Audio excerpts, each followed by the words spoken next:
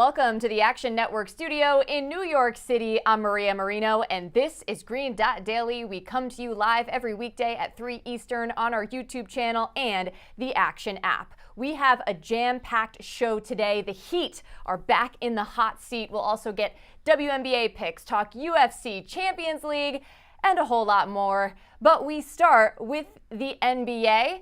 And say hello to our Action Network senior writer, Matt Moore. You are there in Miami covering the finals. How do the Heat intend on slowing down Jamal Murray and Nikola Jokic as they try to get back in this? Well, as you would imagine, Maria, Eric Spoelstra not exactly forthcoming on tactics and strategy, not exactly laying it all out for us. Hashtag Heat culture. But look, he's been pretty honest about the fact that there isn't a solve. Like, there's no really good option for a lot of what they do. They've tried switching it. That doesn't work. They've tried bringing doubles on Jamal Murray. That doesn't work. They've tried playing zone. The Nuggets did a much better job against that in Game 3. So there isn't a solve. They've been focused on they've got to win with effort. They've got to win with high execution plays. To me, this is indicative. If you are around the Heat in the series from a media perspective, to me, there is a very strong, look, we have almost no margin for error. We have to make a lot of things go our way. If we do not play with force, if we do not play with aggression, if we do not win 50-50 balls and then knock down threes, we're not going to have a chance in this series. They would not admit that it's that bad for them. But the sense that I get is that they recognize that they're kind of up against it as far as the series goes. Well, definitely. And look, when they won Game 2, Jamal Murray still had 18 points, but that, is a lot better than 30 plus. So they would probably have to try to at least contain him a little bit. Now, as we look at Game 4 tonight, in my opinion, it's pretty hard to pick a side. So how are you approaching betting this? All right, let's start with the under first half, 106.5, the Evan H. Abrams special. As Evan Abrams, our director of research, has noted this over and over and over again in his trends pieces, and it's been a great tale. I think there's some logical reasons to go along with it, too. Look, it's 3-0 in the NBA Finals and 12-3 in the finals over the last 3 seasons. It's 109, 69-3, 61% in the playoffs over the last 3 years. And the reality is, for me, this is about pace, is that the Heat cannot go up and down the floor with the Denver Nuggets. If this is a higher variance game in terms of possessions, they can't win that. So they have to drag this thing down. These are 2 slow teams. Now, Denver's willing to go ahead and do the same. They want to run multiple options and multiple actions in a set because they have more options to go to. So I think that the pace on this is going to be glacial again. It's been slow in the series. It does get slow in the second half as well, but some of the scoring tends to pick up then. I think first half under continues to be a really good play. Well, as you mentioned before, this is kind of a must-win for the Heat. So do you have a play on them? I do. Let's go Heat first quarter on the money line, plus 110. Miami's plus 3.2. Point differential in the first quarter after a loss in the playoffs the last 2 seasons. And this is a kitchen sink game. They tend to respond really well after losses. That's why they've reached the conference finals 2 years in a row and made the finals this year. They respond whenever they're up against it. So I expect them to come out with those high energy plays. I expect them to come out and grab all those 50-50 balls. And so the Nuggets have honestly started a little slow in all 3 games. They have not been dominant in the first quarters the way that they have throughout their playoff run. And so I think Miami's able to win this first quarter. I'll take the plus 110 versus a plus 0.5 on the spread based off of the fact that, look, it can wind up in a tie, but I'm willing to go ahead and get the extra 12 cents for a win with the option of a push if it ties rather than go the other direction and win on a tie. That point isn't enough a value for me in this one. I do think Miami comes out and puts everything towards it. I will say I'm not going to bet it, but I lean towards Nuggets minus 3.5 for the full game. Well, a 2-1 lead in a series historically doesn't mean a whole lot. That drastically changes when the lead goes to 3-1. So I'm sure we'll be seeing a desperate Miami team this evening. Matt Moore, enjoy the game tonight, and thanks so much for coming on the show. Thank you. To baseball, with the Yankees and Red Sox opening a series in the Bronx, 97% of money is on tonight's game to go over the total. A bit later, Marlins face the White Sox, and 91% of the money is coming in on the under. Let's bring in Action Network's Billy Ward now. And predicting whether or not there will be a run in the first inning, that's your specialty. Let's start with the Red Sox and Yankees. What made you zero in on that game? Yeah, this was an interesting one. If I look at the game as a whole, I'm about in line with the market on the first inning, but my model is showing that the vast majority of that equity is on the Yankees side. Obviously, with Garrett Cole pitching for the Yankees, we're not expecting a lot from the Red Sox early, but the Yankees have one of the more powerful top threes in baseball. And that data is based a little bit on Aaron Judge being in there, but for most of the season, Giancarlo Stanton was missing. So obviously, it's a bit of a step down going from Judge to Stanton, but I'm still showing a ton of value on it. I have it at about plus 170 implied for just the Yankees to score a run, and you can get plus 210 or sometimes a little bit even better than that on the Yankees specific side. So normally when I bet these, I like to hedge it by betting on the full game first inning over. Not doing that this time. That one I think is a little bit negative EV, but the Yankees specific line is a good one. All right, there you go. So a Yurfie, if I'm not mistaken. What about the other game you like, Marlins and White Sox? What's your pick there? Yeah, there's a few, so I urge everyone to go check out my article because I have 4 or 5. I think last time I came on, the 2 I gave out lost, and the other 3 in my article all won. So, don't just play the ones that we give out on the show. Got it. But I am on the no-run first inning or NRFI side on the White Sox Miami. Miami starter Uri Perez has made 5 starts in the big leagues, and he has allowed 0 runs his first time through the order. Even his second time through the order, he's been really good. I think 1.19 ERA. And then, the last few starts, he's gotten beaten up pretty bad late in the game. So when we see splits like that, that means the total is heavily dependent on those runs coming later rather than earlier. And then we also have 2 teams in the White Sox and Marlins. Neither of them are particularly top heavy in terms of where they get their scoring from. And the White Sox have their ace. I believe Dylan Cease is starting for the White Sox too. So it's just a really good pitching matchup for runs to be backloaded. And with a relatively small run total, that means we should be pretty safe in the first inning. I'd take this one all the way down to about minus 150.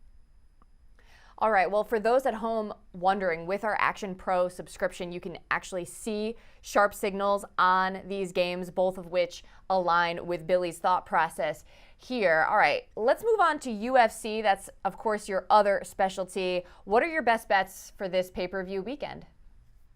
Yeah, this is a fun one. The first one I'm looking at is Dan Ige. And I've gone back and forth whether I want to play his stoppage odds at plus 130, which is what we're going with officially, or just the knockout odds at plus 165 or so. He's fighting Nate Landwehr. Landwehr has almost no defense. He just comes forward, hands down, swinging for the fences. While Ige is a really crisp, really technical, solid striker. With Landwehr absorbing more than 5.5 significant strikes per minute, I think that's a really rough style of fighting for someone with the power that Ige has. But my only concern and why I went with inside the distance rather than a knockout is Landwehr is insanely durable. He gets dropped in almost all of his fights, but frequently comes back to at least survive, if not pick up the win. And for a fighter like Ige, the sharpest plan might be if you hurt him on the feet, jump on a neck, jump on a submission, grab something like that. You can't durable your way through a choke. If you get put unconscious, you're put unconscious. So we're only giving up a little bit of value on that one. I've got it pretty close to about right on either side of that. So if you wanted it a little bit juicier, you could play the knockout. But at plus 130, that's a pretty fair line for inside the distance. What else you got?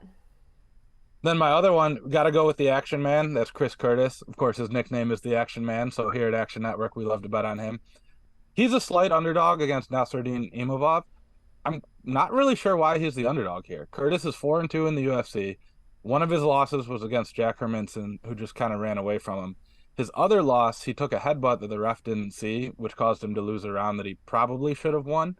That was his most recent fight against Kelvin Gastelum. Outside of that, 4 wins, I think 3 knockouts in that span. Imavov has 0 knockdowns in the UFC, so huge power advantage for Curtis. Curtis, in theory, is probably pretty weak on the ground, but he has 100% takedown defense so far in the UFC. So we should see pretty much exclusively a stand-up fight here. Curtis throws with more volume, which plays well to the judges, and has more power, so he's got the stoppage upside. Last little factoid that I like, Curtis is 5 inches shorter, but actually has slightly longer reach than Imavov. That's something we like to target because being shorter allows you to carry more muscle while making the same weight class, but having the longer arms negates some of the risk of fighting a taller, longer fighter. So it really just checks all the boxes here, with the most important one being the nickname of the Action Man. Right, which, as you said, is good for us here at Action Network. Billy Ward, always great insight for you. Thanks so much for joining Green Dot Daily. Thanks for having me. And for more from Billy and our crew on how to bet UFC 289, tune in to the weigh-in live at 4 Eastern on our Action Network Twitter and YouTube pages. Green Dot Daily is presented by BetMGM. Use bonus code ACTION when signing up to get up to $1,000 paid back in bonus bets if you don't win your first bet. Terms and conditions apply. Gambling problem? Call 1-800-GAMBLER. To the NHL as we bring in our expert Nick Martin. So the Panthers escape with an overtime victory. What's your reaction to how Game 3 played out and what it means for the series? Yeah, I think you definitely said it right when you said escape. It was pretty clear to me that Vegas still looked like the slightly better side. If you had a Panthers ticket, I think you got off a little lucky there because, I mean, they didn't look like a worthy favorite to me. I thought they're the worst team entering the series. I think that they have looked like the worst team. So my opinion on whether or not they have any value as a favorite in Game 4 would definitely be that they don't, and that you're starting to reach there. I'd kind of rather target some other narratives. And I mean, I think the one thing going for Florida is probably the way that they scored the overtime goal, which was Aiden Hill finally letting in a softie. He's a goalie that is very inexperienced, and everyone's kind of been counting on falling apart and falling back down to earth. So if anything, like, that's probably the greatest positive.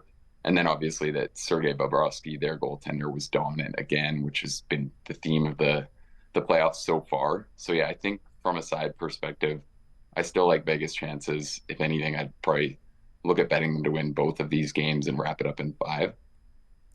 Yeah, you mentioned Bobrovsky. He had 25 saves out of 27 attempts in Game 3. Now for Game 4, you mentioned probably wouldn't go with Florida, but what would you bet?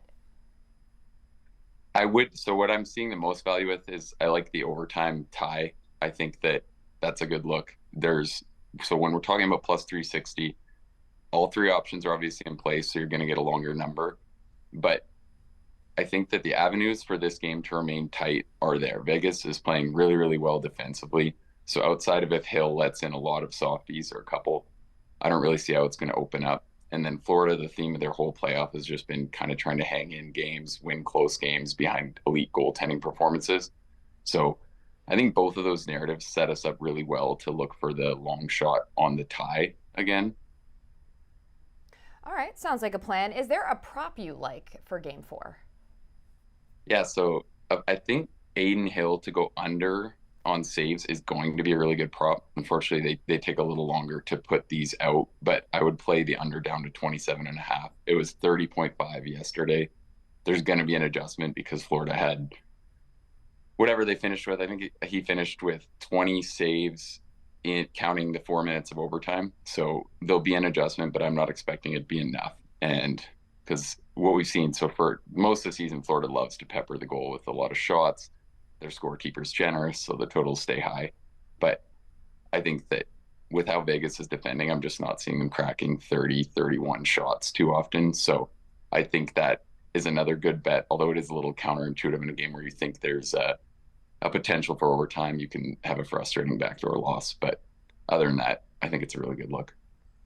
All right, well, we're not hoping for that. Nick Martin, thank you for joining us. Enjoy the weekend. Thank you. To soccer now. The Champions League final is Saturday at 3 Eastern. Manchester City was at plus 275 to lift the trophy pre-tournament, now heavily favored at minus 500. Inter, meanwhile, was a plus 4,000 long shot before the tournament and is now at plus 310. So with that, Anthony Dabbundo joins us. What's your prediction for this final? I know you've been highly anticipating it. Yeah, so back in January when we got to the round of 16, I gave out Inter 34-1 on Wonder Goal. So we're hoping to get that to the window. It's been a rough week or two for the futures. We had Roma and Fiorentina die. So the third and final Italian team standing on Saturday. They also have the toughest matchup, facing off against the unquestioned best team in the world.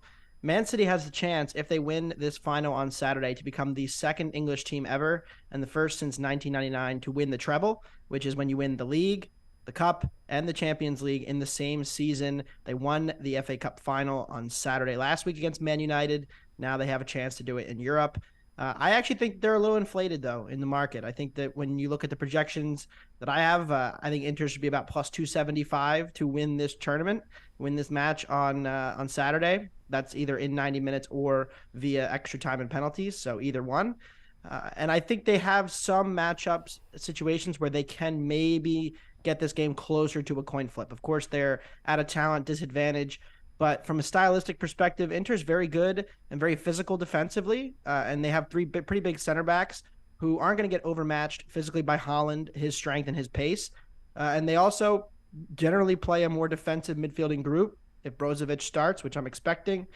They have enough kind of breaking up the play and congesting the middle of the field to force City to go out wide and do stuff that they haven't done quite as much this season. City also...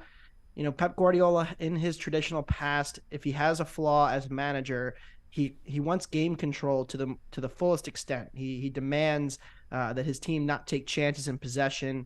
And this City team is no different.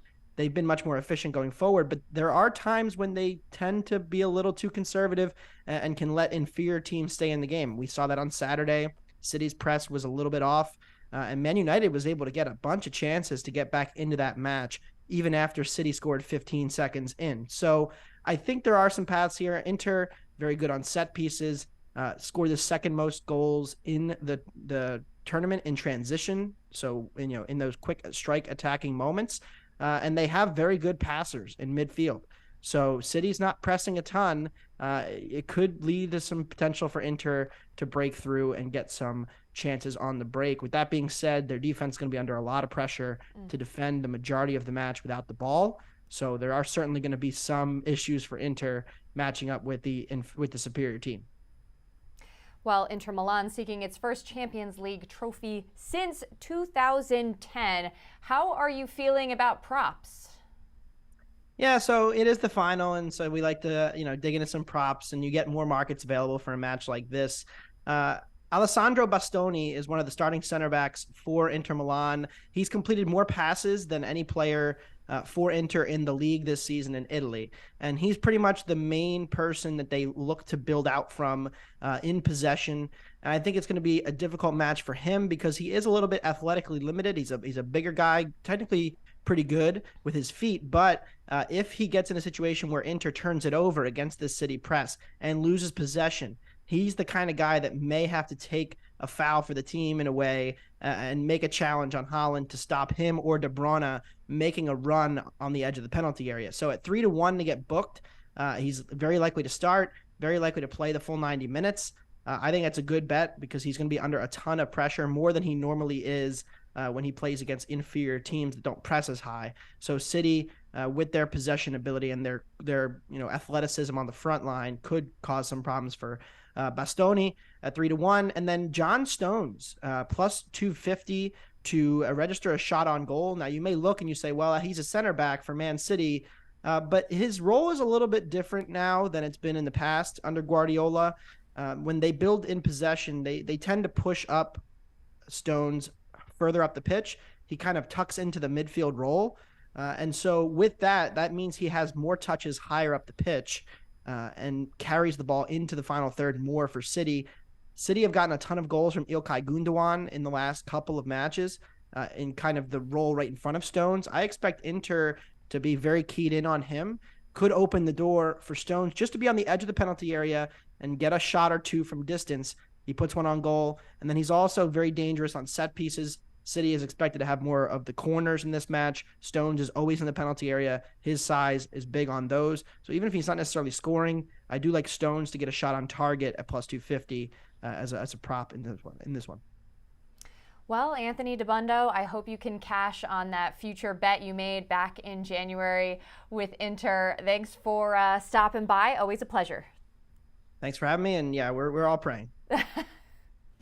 To the WNBA, the biggest slate we've had so far this season with 5 games. Liberty want to get back in the win column in Atlanta.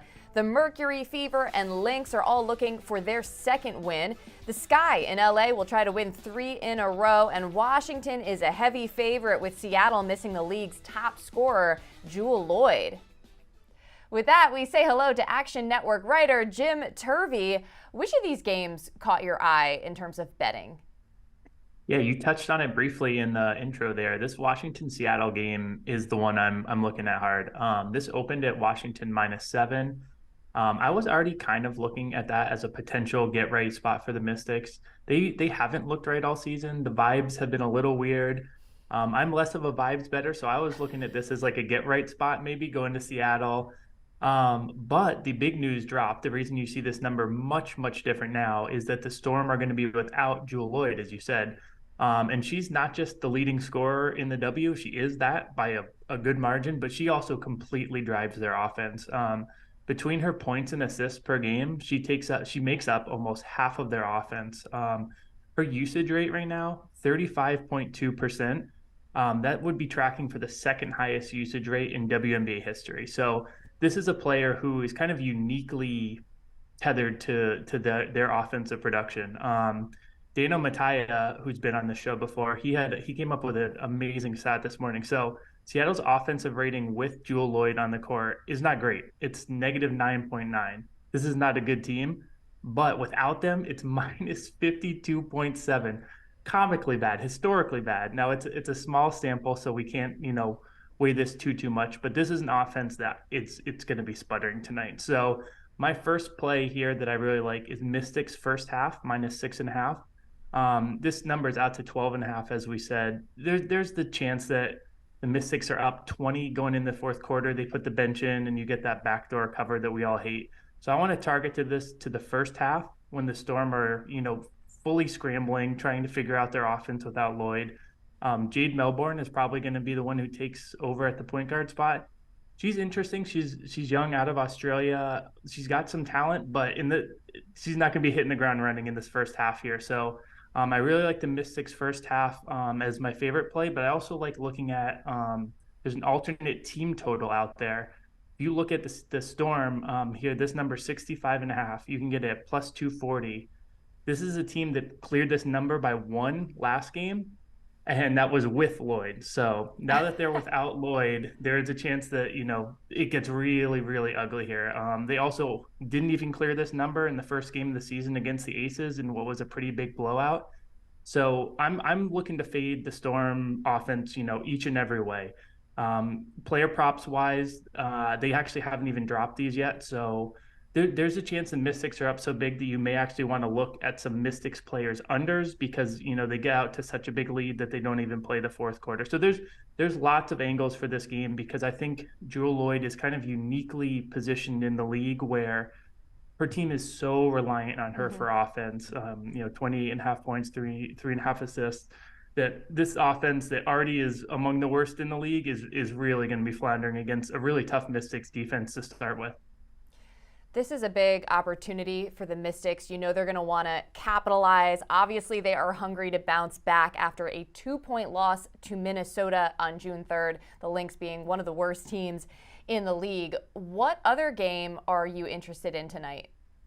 Yeah, the second one I'm looking at here is Sky Sparks. This was one that when it came out, I was hoping we would get around maybe a pick 'em or so, and I was actually be looking to the Sparks. They were favored by 3 to start off with. It jumped to 1.5. Now it's back to 3.5, as you see.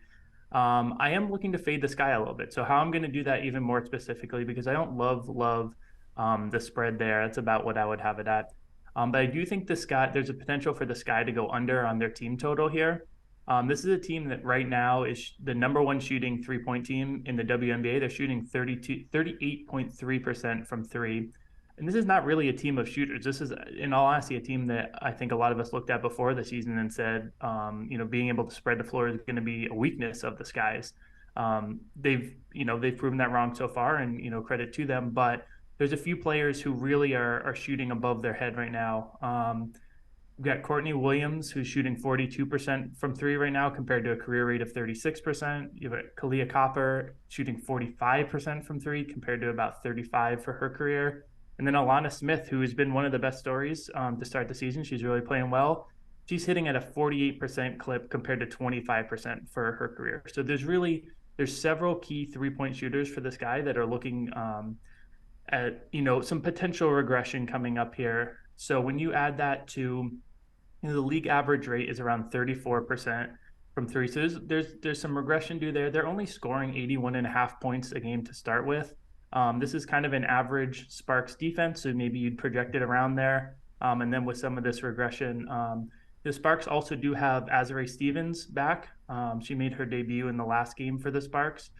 That was their best defensive performance of the season. It's a one-game sample. You don't want to run with too much, but she's a great defender.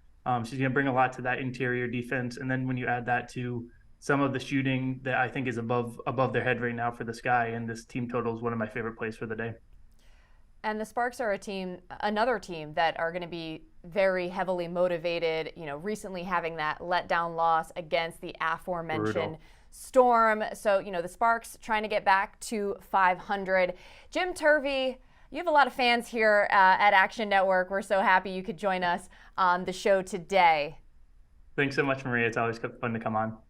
And by the way, for more on these games, I urge you to check out the Buckets podcast. Myself and Sean Kerner went over every game on the slate today in even more detail. Jim, thanks again. See ya. Welcome, everybody. My name is Nick Giffen, and I am here to give you my favorite bet for this weekend's Toyota Save Mart 350 at Sonoma Raceway for the NASCAR Cup Series. So, for my favorite bet, we're going to look at the top Toyota market, and we're going to fade Tyler Reddick here. And to do that, we're going to bet on the other 5 drivers to finish as the top Toyota driver. So BetMGM does have the most favorable odds to do this. And to do this, we're going to bet one total unit, just one unit. And we're going to bet 0.27 of that on Christopher Bell at 5.5 to 1, a quarter unit on Martin Truex Jr. at 6 to 1, 0.195 units on Denny Hamlin at 8 to 1, 0.175 units on Ty Gibbs at 9 to 1, and 0.11 units on Bubba Wallace at 15 to 1. What I really like about this bet is all we need is one of these 5 drivers to beat Tyler Reddick. Now, yes, Tyler Reddick is one of the premier road course racers in the NASCAR Cup Series, the others being Kyle Larson and Chase Elliott, which are both Chevy drivers. However, this is historically Tyler Reddick's worst road course so far in his career. I have something called my driver quality metric, which basically looks at how a driver performs across all the tracks and how he performs at this particular track. And Tyler Reddick performs about 15% worse at Sonoma than he does at his average track. So we're getting him at his worst road course so far of his career. This is also a very good road course for some of the other drivers. Christopher Bell was the best Toyota driver overall last year on the road courses. Martin Truex Jr. is a multiple-time winner here at Sonoma. Denny Hamlin has a win at Sonoma. Ty Gibbs, really great road course racer with multiple road course wins in the Xfinity Series. And Bubba Wallace has really stepped up his road course game. He's made a lot of focus and attention on road courses over the past year or two and has made massive gains. So we're catching Tyler Reddick at his worst road course and getting these other 5 at what should be at least a good, if not great, road course for them. So I do think one of them has a very good shot, enough of a shot to supplant Tyler Reddick as the top Toyota in this race. Like I said, if you size it that way, we're betting 1 unit total, and at minimum, we're going to return 3/4 of a unit profit on this bet. So that is my bet for this weekend's NASCAR Cup Series race at Sonoma Raceway. Good luck with your bets, everybody, and enjoy the race. Remember, any picks we give out here on the show you can easily reference by following Green Dot Daily in the Action app. We keep track so you don't have to. Green Dot Daily is presented by BetMGM. Use bonus code ACTION when signing up to get up to $1,000 paid back in bonus bets if you don't win your first bet. Terms and conditions apply. Gambling problem? Call 1-800-GAMBLER. That's all for Green Dot Daily. I'm Maria Marino. Thanks for watching all week long, and I'll see you again Monday at 3 Eastern on the Action Network YouTube channel and the Action app.